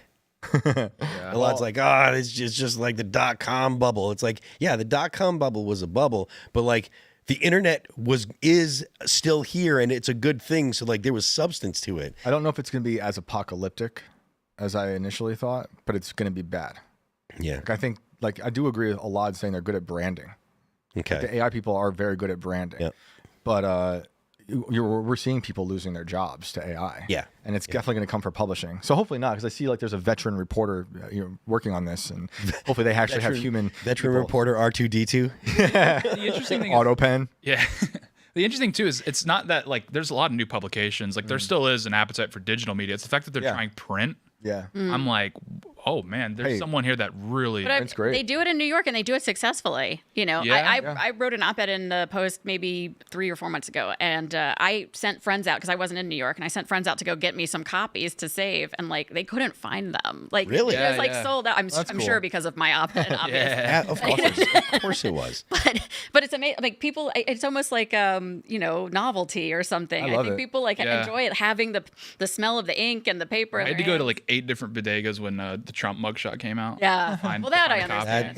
That makes sense. It is kind of turning into a bit of a. I think print's having a thing right now. I love the County Highway. About this Walter Kearns publishing. It's a newspaper, and you can only get it as a newspaper. It's not online, and it's amazing. I had a story in there a year ago, but you get it in the mail. It's just amazing to have a paper and beautiful written stories, and it's incredible. I think it comes out every 2 months, but I see that happen. They're on a countrywide tour right now with the paper. It's incredible. I see other people trying to do that. Yeah. There's a bunch of these lifters on Twitter that have like rebuilt the Man's World magazine, and it's a pretty Man's wild. World? Yeah, they send out a big glossy Man's World magazine like every 3 months, and then the op-eds are just written by like full blown like schizophrenics on Twitter. It's awesome. Now I'm interested. I Yeah, want it's this. Yeah. Yeah, but it's like really awkward putting your coffee table because there'll be like nudity on the cover. So it's like this. It's actually much more hard to explain. This is porn. It's porn. The reality is much more complicated. Not porn. I promise. Don't read the article. Exactly. So No, I mean, I don't know like how much copy matters. We're talking about like AI inside of this thing. Like, it's the headlines, right? And I think that the fact that the stories are being written is more important than the way they're written these days. And I think that they've identified time that at the believing New it. York Post, and Yeah. they're doing very well with that. Yeah. Do you think they have a lot of AI writers right now? I don't know. I wouldn't accuse them of that. I think that's low down dirty. So, who knows? They're cheap, so Can you tell us what papers do use AI? I wish I could. Let's single them out right now. I do know the AI flags now because I like looked them up. I actually asked AI what the AI flags are. Yeah. What if it throws you off? It's like, Yeah. Well, the double dash, isn't that like a The double dash is a big one, which actually stinks for me because I actually love the double dash. I use the M dash all the time. I love the M dash, and I don't think that Sometimes a comma isn't appropriate. they're coming after you. they are coming after me because why. I've been feeding it. Yeah. If you use the M dash, the AI is using it because we use the M dash. Yeah, exactly. It's a It beautiful copied our punctuation. style so that it would Yeah. sound real. Well, I yeah. think Zoomers best have punctuation. found the workaround because there's particular emojis that you use in a certain context that AI can, because it doesn't have a soul, it could just never really figure out entirely. So like When I most just- journalists. Like when I just tastefully drop like a crying emoji on the end of it, it's like if you're a human being, you know what that means. An AI can never truly unlock the meaning of that. There's a deeper. It's deep. It's Actually, really deep, Phil. You should be in tears right now. The Post Millennial went on to say, as the Post is expanding its reach, other outlets have had to cut back. CNN laid off hundreds of employees in January, and in June, the company was reportedly expecting additional layoffs on the horizon as parent company Warner Brothers Discovery announced its corporate breakup. Other outlets such as Vox Media, HuffPost, and NBC News have seen layoffs in recent months. So this is something that it is actually surprising that the Times is going to be expanding the Post is going to be expanding in an age when clearly there isn't really an appetite for at least the legacy news, right? I mean, if CNN, do you think that this is a symptom of people not having an appetite for the legacy news, or do you think that it's the news that those outlets were providing? Do you think that people are sick and tired of the left-leaning bent on it? I don't even think it's that. I think that we're almost giving them too much credit there. I think that one of the things, like, I have a TV in my office. I watch it constantly because my job is putting people on TV to talk about stuff. And so I'm just seeing like what stories are being covered, what's going on. And I watch Fox a lot. I know Fox and I understand their system, but I flip back and forth to like other channels and I'm not getting news. Like that's the problem. Like I want actual news, and I understand it's an opinion.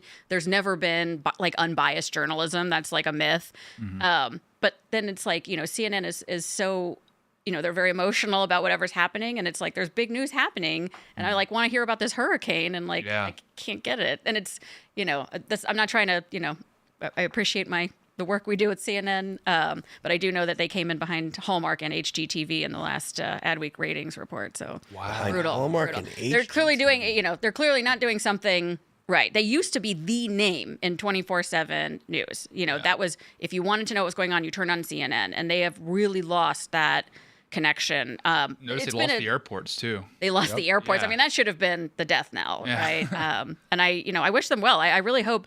I think just like I hope that the Democratic Party gets their act together, because I think that we are stronger when we have two strong political parties working against it. I think by get their act together, you mean stop pushing for socialism? Well, and, yes, and I focus more on exactly. like if they become a real competitor. I feel like first of all, conservatives get soft when they don't have an adversary that's actually up to snuff.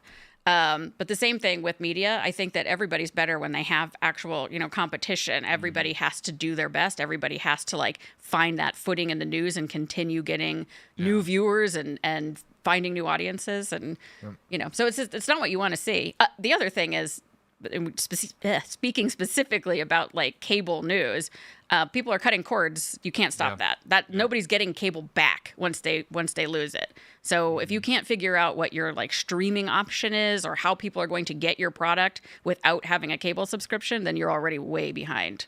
And the last election showed that podcasts and Substacks and personal indie media dominated these guys. Like, that's why Trump and Vance used those platforms to help get elected. Smartly. And Kamala failed at that. She might have paid Call Her Daddy podcast for a whole fake set that didn't work. They hardly got like Trump's numbers on the Rogan podcast are insane. And her numbers on the Call Me Daddy, whatever it's called, is I think they didn't break 1 million. Maybe they did by now, but I'll never forget the guy who ditched her interview because she said bacon was a spice, and he was so offended by the hot take. Yeah. It was a hot take guy. Like, That's hilarious. And he just canceled it. It was like the presidential candidate. Oh yeah, you're right. Yeah, I do remember that. Yeah, it's that bad. Yeah, the competition thing is really slept on too, because like that's the reason late night sucks so much now. Because like Colbert got canceled, and they're all showing up like, "We stand with you, Steve." It was like back in the day, Leno would have like killed Letterman if he had the opportunity. For sure. For sure. Yep. They would have like hired a hit on him if he like jumped him in ratings. That whole Like, thing is so bring sad. that back. Like all you had to do is be funny. Like, oh, we stand with you. It's like, oh, we're brave. It's like, this is a late night comedy show. Like, this is not about like who's bravest. Yeah. I don't need to turn on like late night comedy show to get, my political opinion. And there's nothing brave about doing a TV show. There was something lazy about not writing jokes, however. That's why there's no competition, because there's no competition anywhere. Like you go watch the gymnastics now, and they're like friends and hugging each other. Like they used to snap legs to get on stage back in the day, and now what are we doing now? We're all on the same team. Bring back Nancy Kerrigan.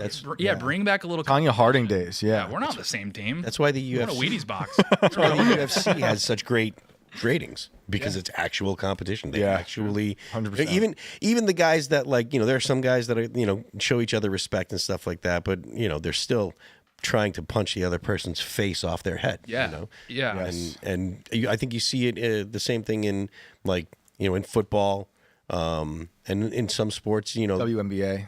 the WNBA. Well, there's only a couple girls that get attacked That's true. in the WNBA. But when it comes to at least mostly men's sports, it's actual competition. But even still, like in the regular NBA, the viewership is down. Yeah. I assume that it's the same with the NFL. But the Super Bowl was really well viewed. Like last year, it was still a big deal. So it's not ubiquitous. But yeah, I think that the fact that there's a whole lot of kumbaya in everything is actually detrimental to people that are viewers, because viewers want to see that competition. They want it to be real. They don't want it to be manufactured. So yeah, it's very sad. Yeah. Also, I want more segments where like people disagree with each other. Like I feel like that's fine, and people are. I don't know. I didn't really book a lot of people. I used to book on Fox. I didn't really book a lot of people that were like. Now, first of all, we did try to book some people that absolutely just wouldn't have anything to do with our network or our show. So there was that problem as well. But, I think putting together like this person has this opinion and this one has the opposite. It doesn't have to be a bloodbath. Like it can just be like a civil conversation. I mean, we that's do where that the YouTube here. shows have picked up that entire market. Because Totally. you had like Crossfire back in the day was huge. Crossfire was great. But now it's the culture war with Tim Pool. Like, or that's look at Piers Morgan. Or Piers Morgan. I mean, that is one step away from Jerry Springer, right? They're not in the same building, so they can't throw chairs at each other. But They should be. It would be kind of fun. Yeah. But legitimately, like the culture war with Tim Pool's culture war. But even around this table, like we don't all agree on everything. I mean, me and Shane will go back and forth. On the moon. On anything. Like, at least we agree the moon is there. There we go. That's fair. That's fair. We agree that the moon is there. What the moon is, that's where we Yeah. the difference comes in. But You can tune into Inverted World Live tonight at 10 o'clock to find out. you're gonna find out what the moon is? Yeah, we're gonna debunking them. Yeah, I'm gonna pull it up on Wikipedia tonight. Great. That's news. my source of information. Great. Phil. Wikipedia. That's great news. I'm Excuse afraid me. to ask a little bit. I think the moon is actually a ball of rock that probably originated with Earth, something smashed into the Earth. Whereas I think Shane thinks it's hollow. I don't really know. Okay. I think it could be a mothership for an ancient breakaway civilization. I think Earth is only a little over 6,000 years old. So 6,000. Okay. Well, yeah. I mean, Biblical stuff God here. made Earth in a day. In 7 days. So I stick with that. I'm a Bible thumper. Technically, he made Earth in a day. Well, Earth, but like there was 7 days there in creation. All the other stuff came. Well, 6-1 was a rest day. Yeah, that's right. And there's people who disagree on what a day means and all that stuff. But I'm pretty strict now in my mind with 6,000, a little over 6,000. Okay. So the moon being a rock that hits Earth millions of years ago is just all made up to me. Okay. Fake time. So we disagree. Gotcha. There you go. But he'll. But we're cool. Yeah, See, we can get along. We can get along. Yeah, we don't need the moon. We don't need we don't need to agree on the moon. All right, let's see. We've got one more last bit here. Just for laughs, for shits and giggles, we're gonna go to a video that Alex Stein put up. He was hazing MSNBC, and it is absolutely wonderful. So you guys will enjoy this. We just watched the speaker gavel out with a whole lot of anger, Kelly. Here's the state of play. Here's MSNBC sucks. Hey, how are you? MSNBC sucks. Talk to you for a second. MSNBC sucks. Can I talk to you for a second? Sometimes this happens, and we understand that can happen. And while we love free speech, we're going to keep control here. So, Ryan, thank you. Shaq, thank you. It gets better. A volatile story. We'll be following it. And apparently, not only Shaq cleaned up. Okay. Stay with us here because Ryan has cleared the set, as we would like to say. The gentleman moved on. So, Ryan, let me turn back to you. Nicely handled there. Can you give us an update on, as you were walking us through this, we'll all take a breath there. Maybe not. Okay. Go ahead, Ryan. See, hold on 1 second. Yeah. Okay.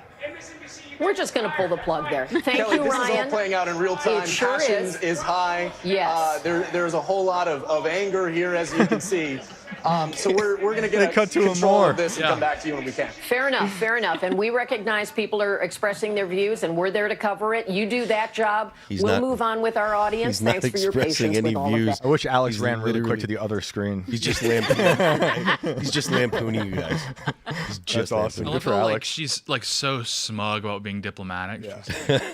All day, mop I up think the my number one situation. comment, like having been someone who worked in a control room for a long time, is that she handled it very badly. Yeah. I mean, just like very heckish. We believe in free speech. Yeah. Get rid of that. Well, We're in we control. believe in free I don't know if that was speech. like a miscommunication with her in the control room, and also the fact that there was not enough people standing around their on-air talent to Yeah. like stop him from being harassed on air is pretty sad too. I just like the guy was like, "This is my moment." yeah. He's like, "Oh, we're cutting away." No, we're not. Actually, here's what's going on. Here's the situation. And The, she- the comedic timing, like speaking of, jokes are hard to write, but Yeah. he nailed it with that. It was great. Yeah. yeah. All right, we're going to go to your super chat. So smash the like button, share the show with all your friends. Head on over to timcast.com, become a member so you can join us on our Discord, and head over to rumble.com where you can join and watch our after show, which we'll be going to in about 30 or so minutes. But for right now, we are going to read your super chats. Let's see. Peter Gohawk says, since the left likes to change definitions, can we change the meaning of they, them to fat or ugly, mentally unstable person? I mean, we can try. I don't know that it's going to stick, but we can try. Let me see here. Oh, wait. That was the wrong button. There we go. Okay. Let's see. Rage LB says Tate cast is best cast. You've got fans, Tate. Let's go, fans, dude. My mom's gonna be stoked. You are stellar. You're great at your job, Tate. Thank you, sir. And they want to let you know. Unless they're talking about a different Tate. Do you know how hard it is to be named Tate in the Andrew Tate era? Because I mean- I get on Twitter and they're like, he's a child trafficker. He's the worst person ever. I'm like, what did I do? And then I'm like, oh, that guy. Yeah, I forgot. My bad. Yeah, Yeah, so. sad stuff. Let's see. Thank you. What's this? BH, is that? Yeah. What is BH says, hi team, would you consider each interviewing either Joel Jamal or Craig Kelly from Australia to talk about the beginning of social credit scores, what they call under 16 ban? Tim had a bad take a few days ago. Look, man, everybody has a take that you're going to call bad at some point, but I don't think we would be avert to interviewing him, but that's it's not a question that I'm actually in a position to answer. So We don't call them bad takes anymore. They're called L takes. It's an update to the vocabulary. get with the program. Tim only has W takes, so I don't believe that. Let's see. Oh, now they disappeared. No rants. What's up, Rumble? I think the rants. Yeah. All right. Robert Bradbury says, we shouldn't arrest them. We shouldn't kick them out. If they don't show up, their vote should be considered a no vote. Well, I assume you're talking about in Texas. And, I mean, that's not a bad idea, right? Yeah, I think most actual state legislatures do work that way. But unfortunately, Texas's constitution is not written that way. So... a Lone Star state likes to do there's going to have to be some more work to get to that point. Yeah, I agree strongly. Yeah. I think if you abscond, then you've cast your vote. That's it. They literally ask for this to happen because of the way it's structured, like you said. Like they don't even have like a mechanism for. I probably need to read why this is the case, but it's ridiculous. And then the fact that the floor is 2/3. You're just like asking for this to happen. I just vacate the seats. Like you don't even need to arrest them. Yeah, just vacate them. I think that's a great idea.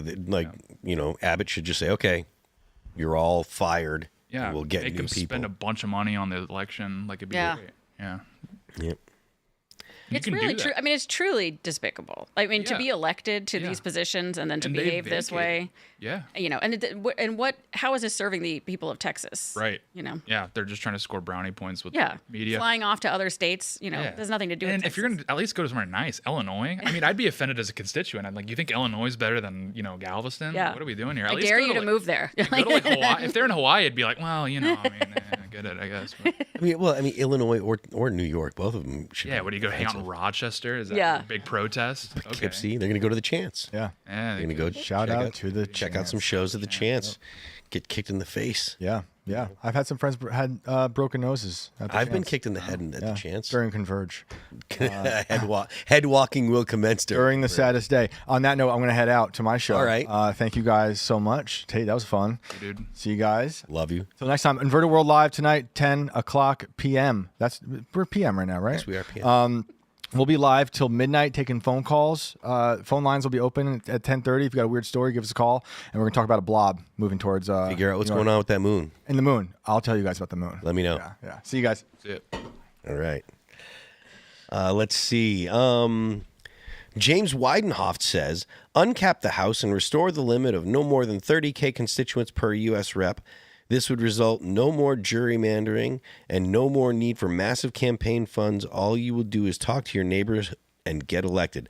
Well, I don't know if that's actually what would happen. It sounds good in theory, but I don't know that it would be good to have thousands of House members. Because if it's 30,000, 30,000 people, We would have would be 100,000. yeah, it'd be like something like it would literally look like the Senate in Star Wars. Those. That's the reason. Flying, Whatever I remember from government classes, globes. the reason we landed on the number we did is because that's as many desks as we could possibly fit in there. Yeah. It makes sense. It's almost annoying sometimes to go back and realize the wisdom of our founding fathers. It's like that is frustrating that they came up with that, but it makes sense. Yeah. Yeah, I mean, one of the things that I understand people's frustration with the government, right? Like there's the argument, oh, nothing ever gets done, et cetera, et cetera. And a lot of people don't realize that that's actually by design, or they forget that that's by design. Everyone says they don't like Congress except for their own congressperson. The Congress has a ridiculously low approval rating, but then you ask individuals, do you like your congressperson? And overwhelmingly, they're like, oh yeah, mine's good. Yeah. So yes, you don't like Congress because Congress doesn't get anything done. Most of the time, that's because Congress isn't supposed to be getting the things that you want them to get done. I actually make the argument that they get far too much done in terms of these omnibus bills that are full of stuff we don't even know about. Did you know this? And I'm going to have to fact check, but I heard from a smart person that Ted Cruz included that the space shuttle that's kept at Udvar Hazy in D.C. or Dulles is he put it in the big beautiful bill that was going to be moved to Texas. Like nobody noticed.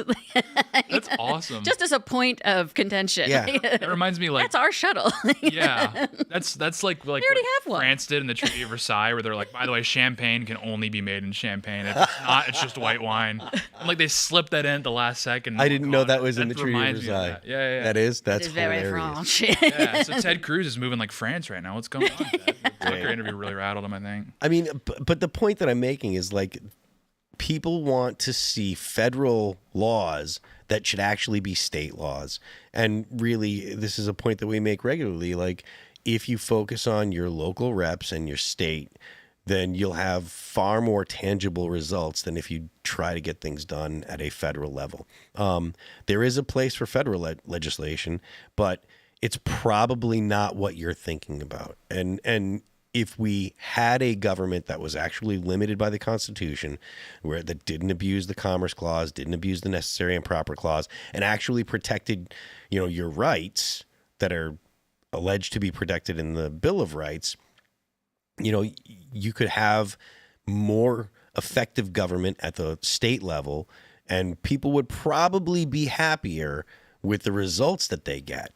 But people think that there should be the same laws in California as in New York and as in Florida, and that just doesn't make any sense, But trying to convince people of that is, like herding cats. It really is, and it's scary because how often the power in the and on Capitol Hill changes, and one year you can have lots of Democrats who want these crazy labor bills that are harmful to contractors and like the PRO Act, which fortunately hasn't happened yet, but is always looming over our heads. And we saw it happen in California. It's a disaster.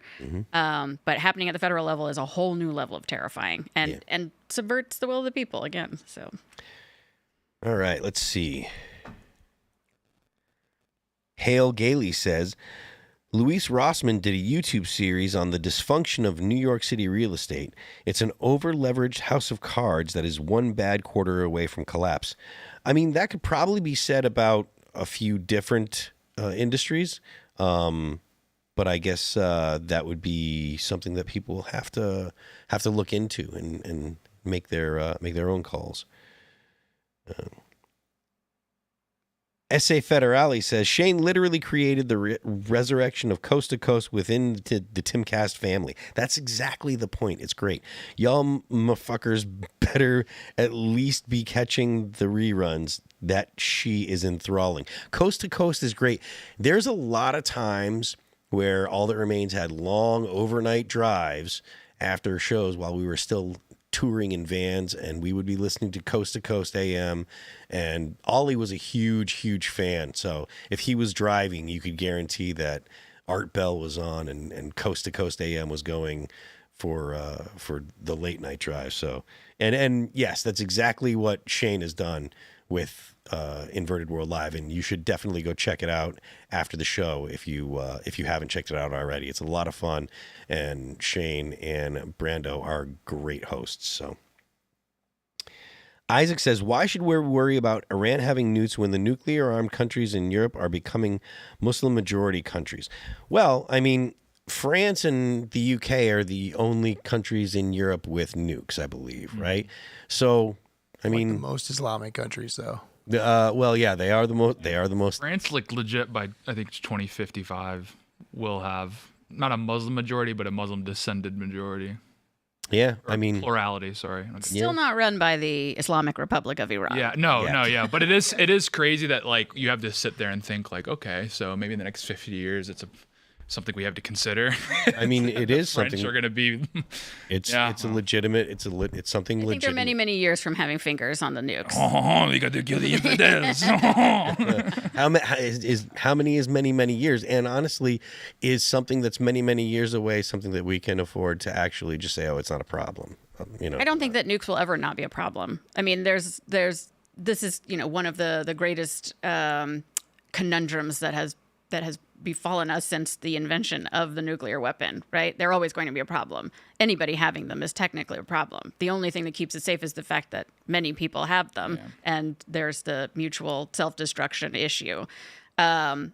that is the outlier with a nation like Iran having it, is that they don't seem to be concerned about being destroyed themselves, which is very dangerous. The same thing, it's the same reason that a suicide bomber is much more dangerous than a normal criminal. You can't threaten them with self-harm. You know, it doesn't bother them. Let's see. Neglectful Sausage says, Chinese equals collection of ethnic groups. Hispanic equals collection of ethnic groups. Hispanics own Latin America. Chinese own China. If Hittites are a collection of ethnic groups. What? It's whites. Oh, it's whites. Hittites. It's the whites. Whites. It's spelled H-U-I. Whites are a collection of ethnic groups. Why can't they own USA? Well, because the United States wasn't founded that way, or it hasn't developed that way. There are people that make the argument that because it was founded by WASPs, that it should only be WASPs. But I think that ship has sailed a long, long time ago. So the option was never really there, you know? Yeah, that's, I think that there's a big difference between belief in secure borders and immigration processes that ensure that the people who are here want to be here and want to be part of the experiment, want to be part of the project. And it's a completely different thing than choosing an ethnicity. This reminds me a lot of the, like the Soviet era cards trying to figure out people's ethnicity, based on their chin shape and stuff like that. Yeah. It's not nice. No. It's who wants to live with that much hate in their heart? And also like Chinese as an ethnic or collection of ethnic groups isn't true because the Han Chinese run everything. Right, exactly. Have you ever asked them if they're a mono ethnic group? They're absolutely not. And Hispanics hate each other. You ever ask a Puerto Rican what they think about Mexican people? Have you ever accidentally called somebody from Brazil Latino or Latino? Oh my gosh. Whoops. Yeah, you ask a Dominican what they think about like a Mexican person, and you're gonna hear like slurs you've never heard in your entire life. Yeah. I mean, you might get hit. Yeah. So and as far as the United States, I'm probably the most restrictive. I have the most restrictive, immigration policies that are my favorite. I think we should shut immigration down for a decade. No immigrants except for O1 visas, and let the people that are here assimilate. And I think that everybody that's here illegally should be deported, like everybody. And that's about as extreme as you get on, immigration policy. But even I don't think that, we shouldn't allow people in based on race or anything. Like, you definitely can disallow people based on ideology. Like, I don't think that we should I think that it's correct that the United States says we don't let communists in.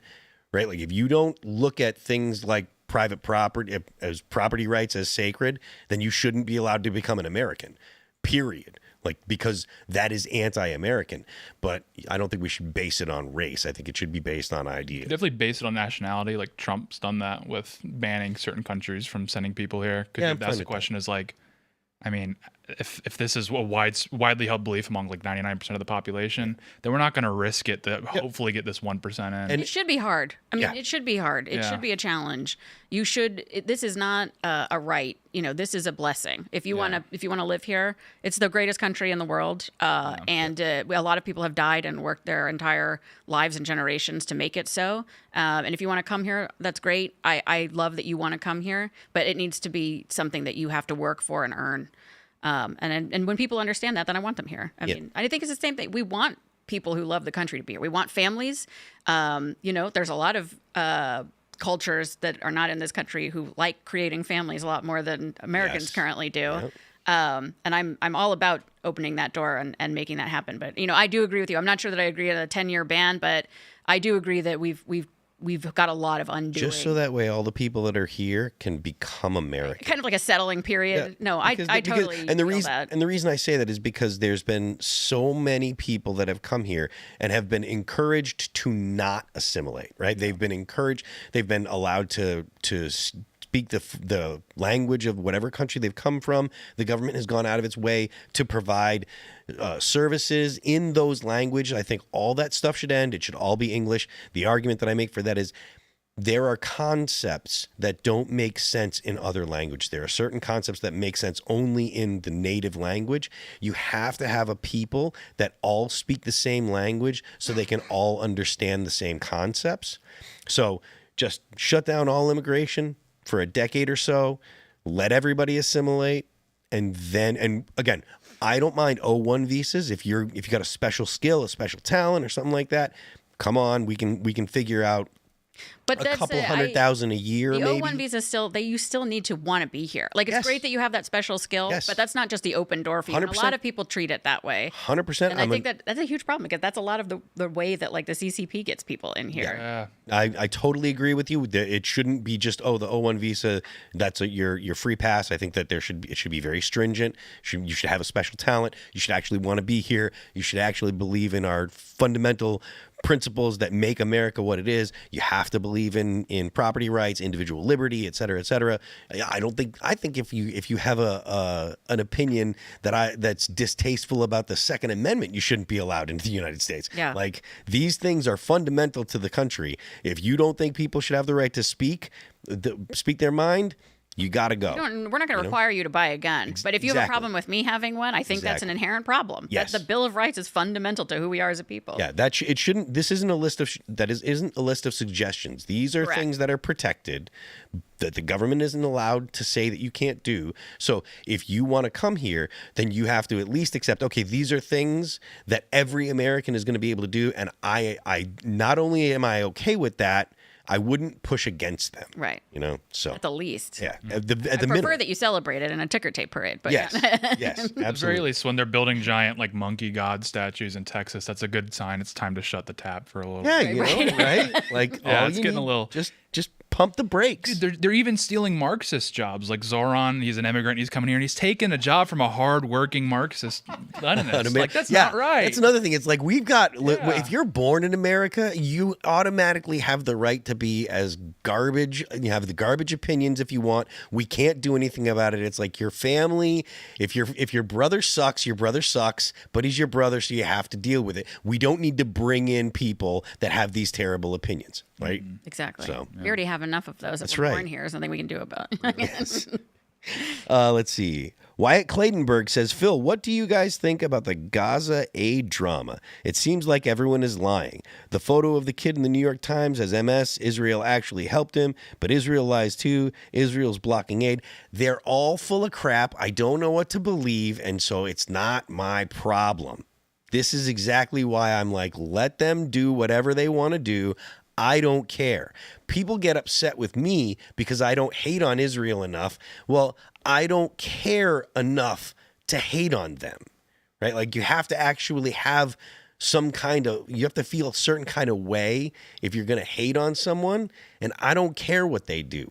Let them deal with their problems over there.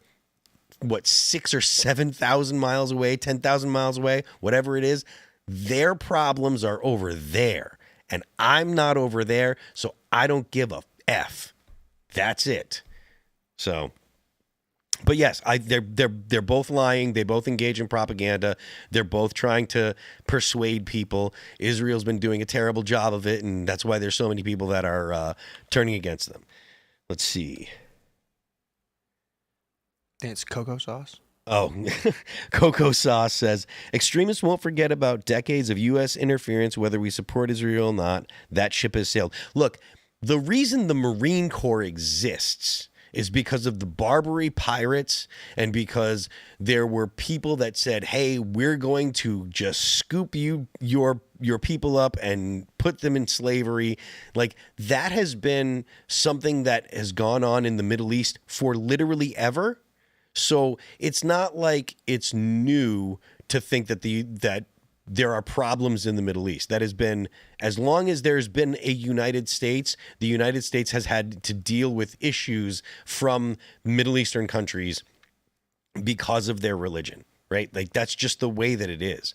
Whether it's the Somali pirates or the Barbary pirates or dealing with Gaza or whatever, like that, the idea that we're going to have to deal with this, it goes without saying. It's part of just the existence of apparently that region. So yes, we're going to have to deal with it, but it's not about U.S. interference.